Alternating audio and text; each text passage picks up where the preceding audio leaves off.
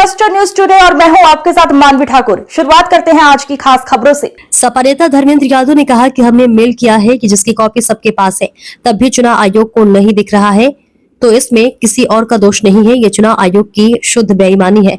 मैं इस बात को उसी दिन समझ गया था जिस दिन चुनाव आयोग के निर्वाचन की समिति से मुखिया न्यायाधीश को निकाल दिया गया था। अब कैसे एक्नॉलेजमेंट नहीं है? मेल किए हैं, मेल की रिसिप्ट आप सबके बीच सर्कुलेट की आदरणीय राष्ट्रीय अध्यक्ष जी ने, उनकी कॉपी फोटोकॉपी हमने सबको सर्कुलेट की, पूरे देश को दिखाया है। अब तब भी चुनाव आयोग को नहीं दिख रहा है। मैं समझता हूं इसमें किसी और का दोष नहीं है। ये चुनाव आयोग की शुद्ध बीजेपी और गठबंधन, इंडिया एनडीए गठबंधन और सरकार के दबाव में शुद्ध बेईमानी है, इससे अलावा कुछ नहीं है।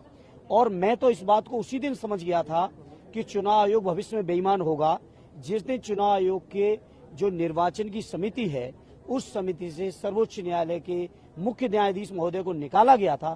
मैं उसी दिन समझ गया था कि अब चुनाव आयोग को रबर स्टैंप बनाने के लिए कानून पास किया गया है। कोई देश में ऐसा नहीं होगा जो कहे कि सर्वोच्च न्यायालय के न्यायाधीश महोदय पर विश्वास न हो।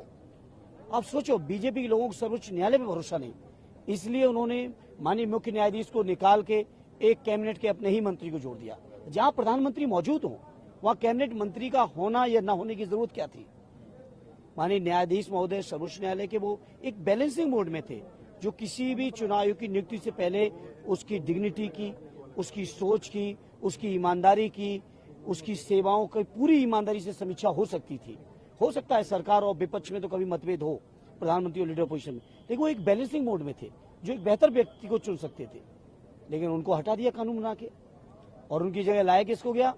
प्रधानमंत्री जी के कैबिनेट के एक दूसरे मंत्री को। तो आप समझ लो कि क्या होने जा रहा है।